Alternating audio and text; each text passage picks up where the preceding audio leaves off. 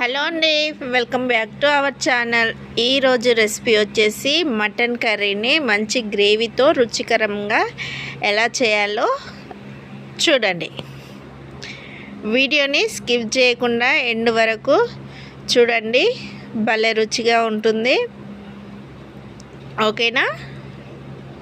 చేయి విధానము చూస్తూ ఉండండి ఫ్రెండ్స్. ముందుగా స్టవ్ వెలిగించుకోవాలి. ఒక గిన్నె పెట్టుకోవాలండి.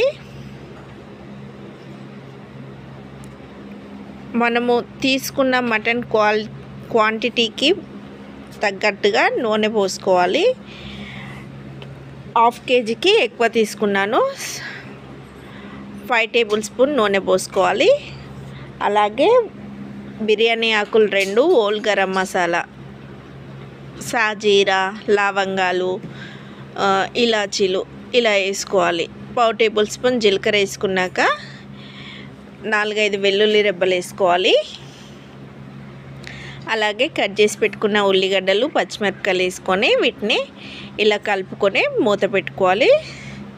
చూడండి, ఉల్లిగడ్డలు ఈ విధంగా ఉడకాలి. ఇలా ఉడికినాక ఇందులోకి 2 టేబుల్ స్పూన్ అల్లం వెల్లుల్లి పేస్ట్ వేసుకోవాలండి. ఫ్రెష్ వేసుకోవాలి. ఇలా అల్లం వెల్లుల్లి పేస్ట్ పచ్చి వాసన పోయే వరకు మంచిగా నూనెలో వేయించుకున్నాక 1/2 టేబుల్ స్పూన్ వరకు పసుపు వేసుకొని కలుపుకోవాలి.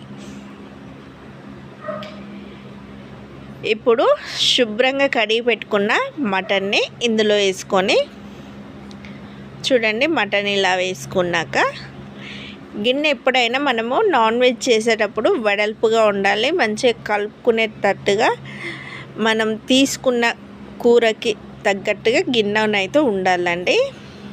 ఇలా మటన్ వేసుకొని మొత్తం ఉప్పు, పసుపు ఇవన్నీ కలిసేలాగా బాగా కలుపుకోవాలి.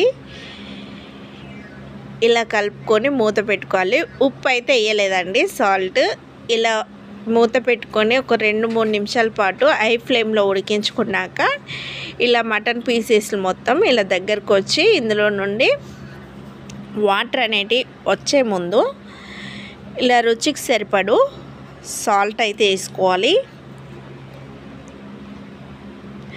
సాల్ట్ వేసుకొని కలుపుకొని మూత పెట్టుకోవాలి.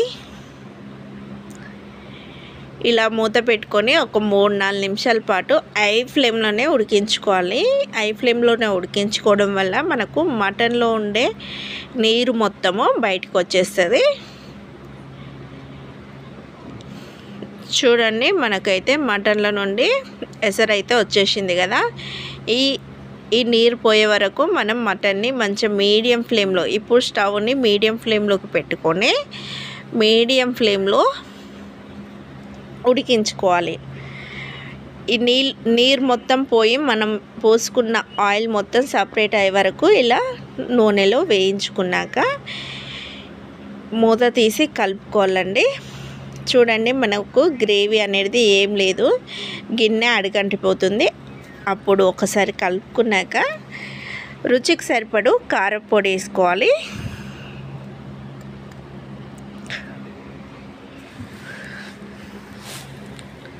రుచికి సరిపడి కారపొడి, 1/2 టేబుల్ స్పూన్ వరకు ధనియా పౌడర్ వేసుకున్నాను. ధనియాల పౌడర్ లేకపోతే స్కిప్ చేయొచ్చు. ఓకేనా? ఇలా ధనియాల పౌడర్ వేసుకొని ఇలా కలుపుకోవాలండి. ఇలా కలుపుకొని ముక్కకు బాగా పట్టేలాగా ఇలా కలుపుకున్నాక ఒక 2 నిమిషాల పాటు స్టవ్ని హై ఫ్లేమ్లో పెట్టి కారాన్ని మంచిగా ఉడికించుకోవాలి. 2 నిమిషాల తర్వాతకి మూత తీసి మరోసారి కలుపుకొని ఎసరైతే పోసుకోవాలి.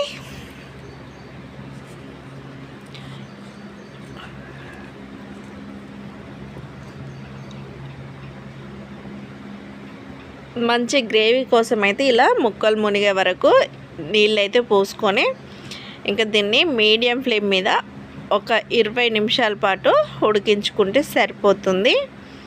మూత పెట్టి ఉడికించుకోవాలండి. ఉప్పు, కారం అన్నీ సరిపోయినాయా లేదా అని ఇలా ఎసరు పోసినాక చెక్ చేసుకుంటే మనకు తెలుస్తుంది అన్నట్టు. ఇలా ఉప్పు కారం కలిసినాక మూత పెట్టి ఇలా ఉడికించుకోవాలి.